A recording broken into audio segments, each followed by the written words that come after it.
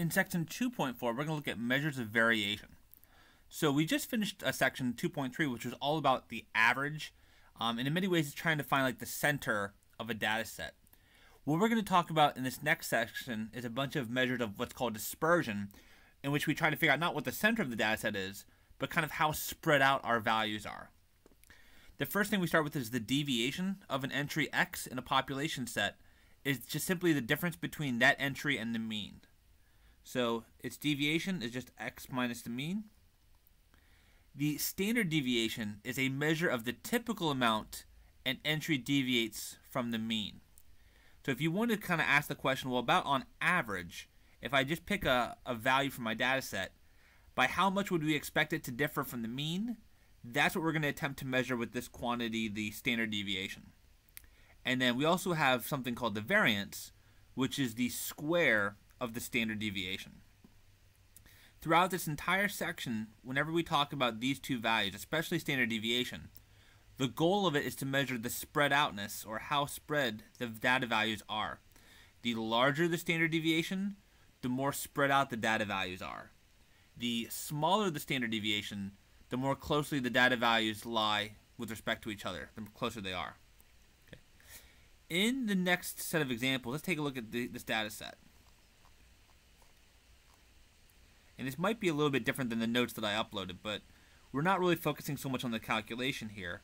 But what we want to do is kind of think about how spread out these values are.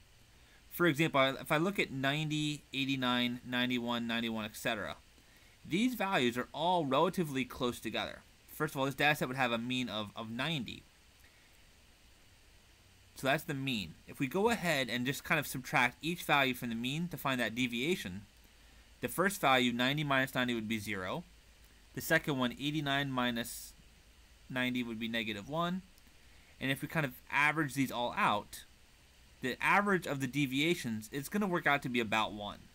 So if you pick a value out at random here, we would expect it to differ from the mean by about 1. Right? And that makes sense because these are all kind of closely clustered together.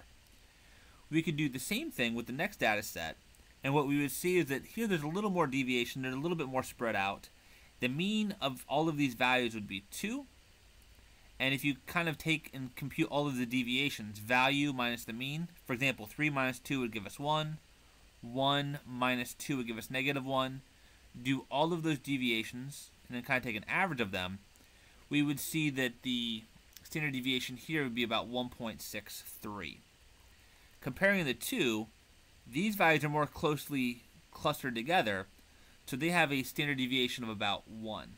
Whereas these, there's a little bit more variation, and they have a standard deviation of about 1.63. So be very careful. It's the size of the standard deviation. It has nothing necessarily to do with the size of the values. It's a measure of how spread out they are.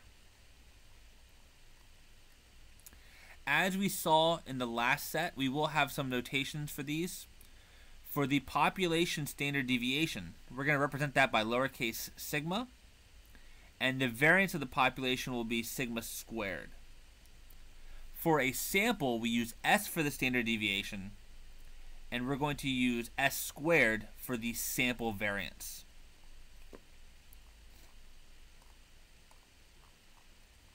If you're curious, these are the formulas for them.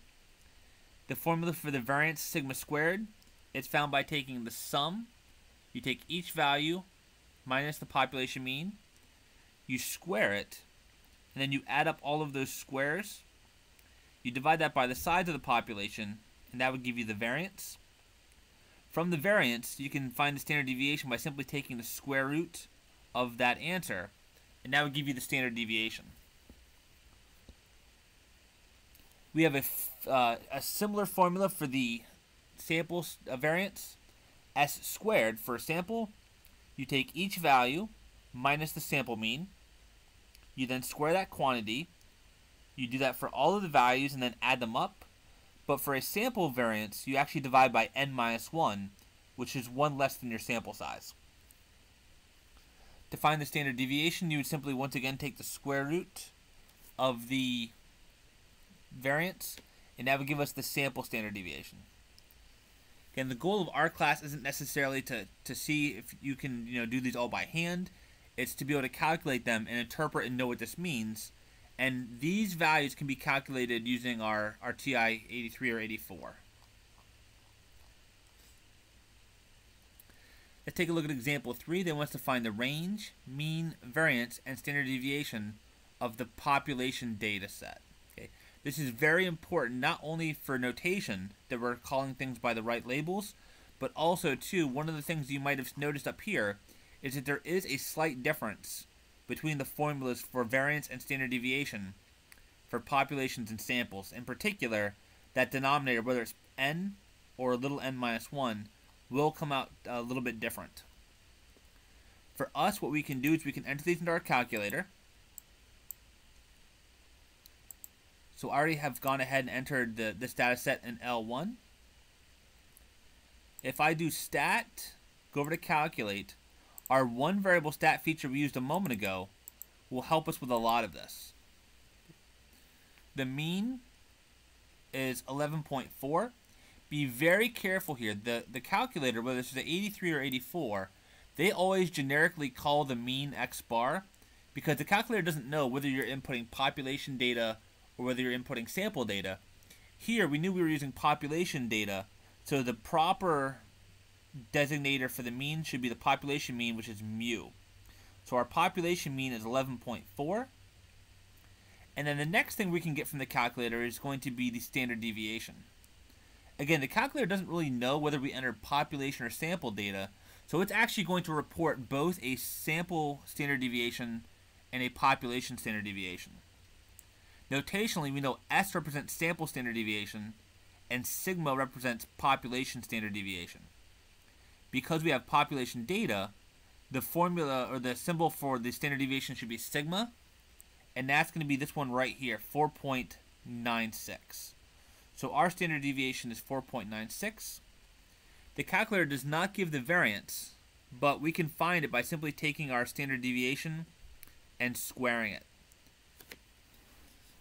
Be a little bit careful with this, especially when you're using things in MyStatLab, and that's that things could actually happen due to round-off error. If we take these out, I need to do 4.96. Take it out a few more digits than what was listed here, because if you use a rounded answer and you square it, it could throw it off by a little bit. But what we see is that our standard deviation, our variance should be 24.60, and that will be accurate to two places.